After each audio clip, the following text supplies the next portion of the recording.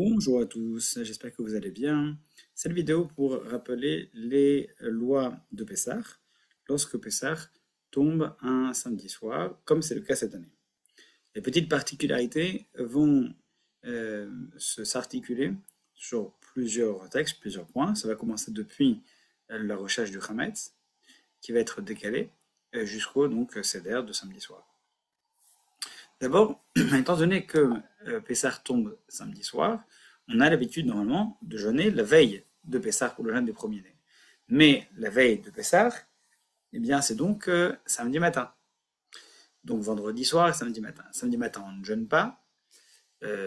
Donc le jeûne aurait pu être décalé à vendredi. Mais à vendredi, c'est veille de Shabbat, on ne jeûne pas non plus.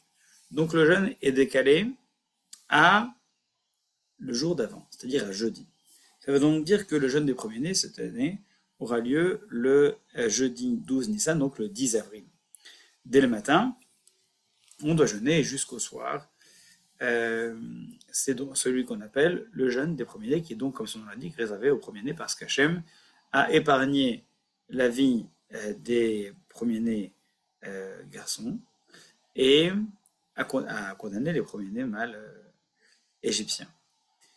Cette bête-là, eh bien, on s'en souvient, et les premiers-nés donc jeûnent ce jour-là, la veille de Pessah, pour se souvenir de cela. Il y a aussi disons, un petit contentieux qu'ils doivent régler. Quoi qu'il en soit, ce jour-là donc sera décalé au jeudi. La Bédicat Hametz, normalement, ça se fait la veille au soir, vous êtes d'accord? Quand ça tombe, je sais pas, mardi, en général lundi soir, mardi soir c'est le Seder, lundi soir en général c'est la Bédicat Hametz. Bon, ben là on reprend notre cas. Pessah, premier Seder, ça tombe samedi soir, ça voudrait donc dire qu'on devrait faire la Bédicat Hametz à la lumière de la bougie vendredi soir. On ne peut pas vérifier la présence de Hametz vendredi soir, donc ça sera décalé au jeudi soir. Ce qui fait que c'est à l'inverse de d'habitude. Normalement, on fait la Bédicat Hametz un soir et le lendemain matin, le jeûne des premiers-nés. Bon, là, vous avez compris, jeûne des premiers-nés jeudi.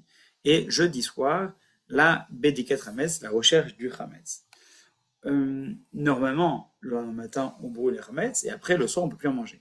Comme vous avez compris, c'est samedi soir, cette fois-ci, qu'on ne pourra plus en manger. Ce qui veut dire, concrètement, pour ne pas se disperser, que jeudi matin, jeûne des premiers-nés ou Siyum, repas qui suit la fête de la fin d'études d'un traité, qui sera organisé donc jeudi matin après l'office, et toutes les personnes, tous les premiers-nés qui veulent participer à cette collation seront donc dispensés du jeûne. Jeudi soir, le jeûne se termine pour ceux qui ont jeûné, sinon, bien après la prière d'Arvit, on va donc, dès la tombée de la nuit, donc 20h58, s'atteler à la recherche du Hametz, comme chaque année. La bénédiction sera dite comme chaque année, et on dira ensuite tout le vin que j'ai à ma possession, etc. etc. En français, ça donne tout le vin Hametz, mais en général, qui se trouve en ma possession, que je n'ai pas vu et que je n'ai pas détruit, qu'il soit considéré comme nul et comme de la poussière de la terre. À la suite de cela, les petits bouts de pain ont été trouvés et ils seront gardés. Donc jusqu'au lendemain matin. Le lendemain matin, c'est vendredi office normal, et puis après, on ira détruire le Hametz en dehors du Hametz qui sera évidemment conservé pour le repas de Shabbat Kiriv, puisqu'on n'est pas encore dans Pessah. On aura brûlé le Hametz, comme le veut la tradition, et on conservera un peu de Hametz pour les repas de vendredi soir. Pour Shabbat matin, c'est encore une particularité. Vendredi soir, on va organiser notre repas Shabbat. La recommandation que je donne, après vous faites ce que vous voulez, c'est possible de cuisiner encore dans les marmites et de prendre, donc c'est possible de cuisiner avant et de garder des repas vendredi soir. La recommandation que je donne, c'est à partir déjà de vendredi, de se débarrasser de tout ce qui est Hametz, de garder uniquement un petit sac de pitot et de cuisiner exclusivement dans la vaisselle Kachar de Pessah, de cuisiner un repas compatible avec Kachar de Pessah et de manger un petit peu de pain comme le veut le devoir des repas de Shabbat et de prendre un repas qui soit sans Hametz vendredi soir. Vendredi soir, donc, lorsqu'on rentre à la maison, on dit le kiddush, le motzi sur les pitotes en dehors ou alors sur la table de manière à ne pas, entre guillemets, contaminer nos assiettes et tout ce qui est déjà caché à les Pessah. Les pitotes, c'est bien parce que ça ne fait pas de miettes. Donc chacun mangera le kazaït comme il se doit. Et ensuite, on met tout dans un petit sachet et on le met de côté. Comme d'habitude. Shabbat matin, attention, c'est un petit peu différent. Shabbat matin, on n'a plus le droit de manger de Hametz, puisqu'on est donc veille de Pessah, on n'a plus le droit de manger du Hametz à partir de 10h37. Ce qui veut dire que on n'aura pas le temps de revenir après la tefila pour faire le repas sur le pain Hametz. La recommandation que je vous propose, c'est de venir à la tefila, à la synagogue, à 8h du matin, et nous allons commencer l'office de Shacharit plus tôt que d'habitude.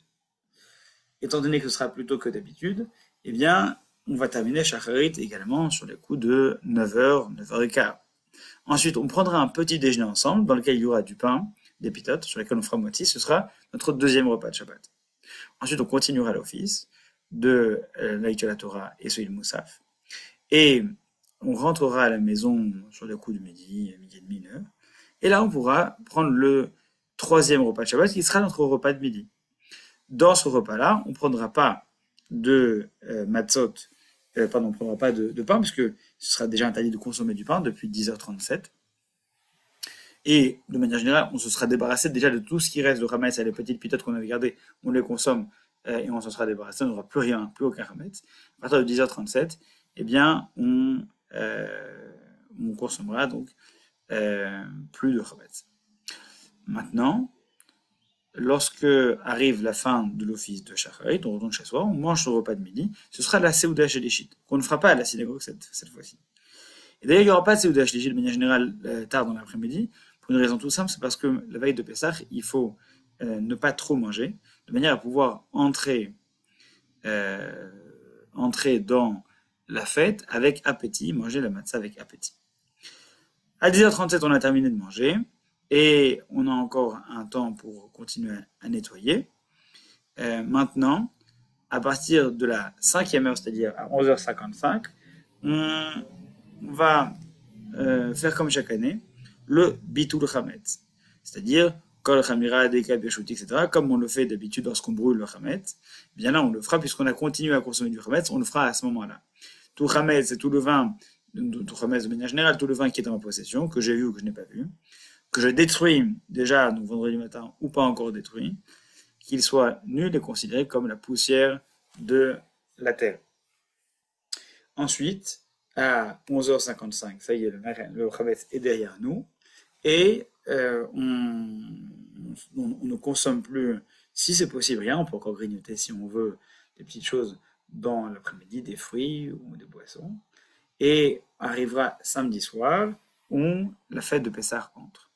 Dans tous les cas, on ne peut pas faire le Seder de Pessah avant la fin de Shabbat et avant l'office d'Arvit. Donc le mieux, c'est de venir à la synagogue pour faire l'office de Mincha, qui sera plus tard que d'habitude, et d'enchaîner avec un petit cours de préparation au Pessah et la prière de Arvit le plus tôt possible. On termine la prière d'Arvit et ensuite on se dépêche de rentrer à la maison pour que dès la fin de Shabbat, on puisse enchaîner avec le Seder, le premier Seder de Pessah. Le premier Seder passe comme un Seder normal, et on est donc samedi soir. Les seules choses qu'il faut savoir, c'est qu'on ne peut pas mettre sur la plaque des choses pour les réchauffer avant la fin de Shabbat, évidemment, puisqu'on ne peut pas préparer de Shabbat pour la fête, et on ne peut pas nous cuire pendant Shabbat non plus. Donc pour toutes ces raisons, il faudra évidemment attendre la fin de Shabbat pour pouvoir préparer correctement et la table et le Seder, ainsi que le repas qui va suivre. Il n'a pas le droit de mettre la table pendant Shabbat pour la fête. Il faut attendre la fin de Shabbat. Le temps de faire Arvit, finalement, ça suffira.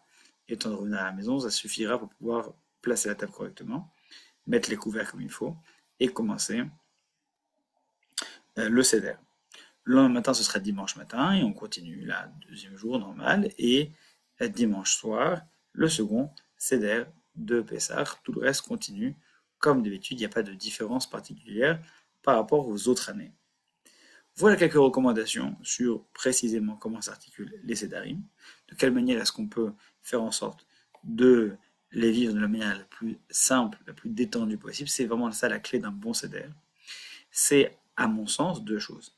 D'abord, la préparation pour être détendu. C'est très important d'être détendu durant le sédar. Et surtout, la seconde chose, et là, c'est un véritable challenge que je vous lance, euh, de ne pas hésiter à jouer le CDR, c'est-à-dire à entrer dans la théâtralité. Nos sages ont beaucoup insisté sur le caractère ludique et pédagogique du CDR, en soulevant certains objets à des moments précis. Certains vont jeter du vin et de l'eau, certains jettent par la fenêtre des choses. Bref, vous avez bien compris qu'il y a un caractère ludique euh, qui sollicite l'attention de l'enfant dès le début. Donc au moins pour cette première partie, ne pas hésiter à surjouer. Surjouer de manière théâtrale, en tout cas le CDR de Pessah, de manière à ce que on puisse, cette année encore, non seulement être surpris, mais vivre un moment en famille et ne pas subir ce moment. Donc la théâtralité joue un rôle clé et c'est le moment de faire ce que nos sages ont dit, de se considérer comme si nous étions nous-mêmes sortis d'Égypte de manière à ce que nous puissions tous bénéficier de cette délivrance complète et que l'on puisse dire très concrètement l'année prochaine à Jérusalem.